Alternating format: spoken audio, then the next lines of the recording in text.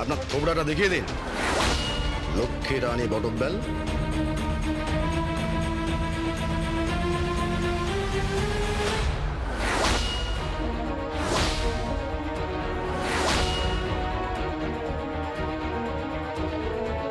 শোলক,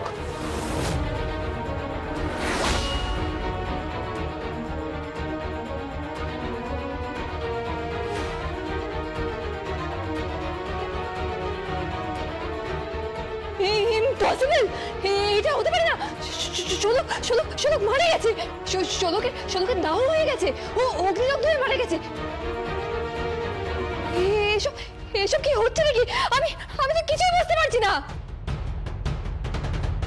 sir, এই ভাই ফোঁটার সময় যে শাড়িটা পরবে সে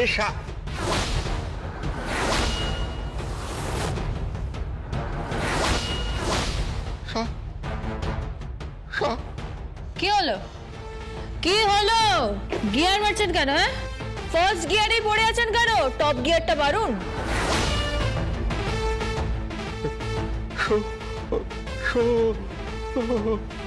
কি শোষা করে যাচ্ছেন আপনি? শোলক। বাপরে বাপ, শোলক এলো কোত্থেকে? শোলক তো মরে গেছে। স্যার, আপনারা কি প্ল্যানচেট ট্যানচেট করছেন নাকি? প্ল্যানচেট? প্ল্যানচেট না, চিট। প্ল্যান করে চিট করেছে। কি চিট করেছে? সকলে মিলে একটা বাড়ির বউকে মেরে দিয়েছে।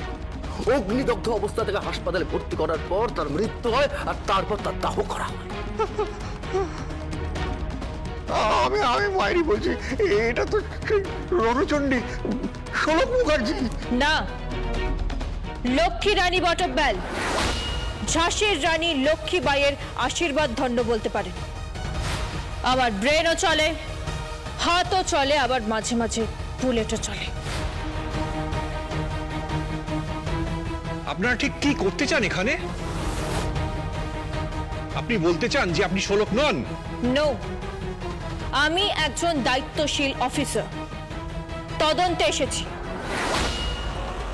শোলক মুখার্জির হত্যা রহস্য। হ্যাঁ, একটা কোইন্সিডেন্ট হয়ে গেছে, ওনার থোবড়ার সঙ্গে আমার থোবড়ার মিল আছে,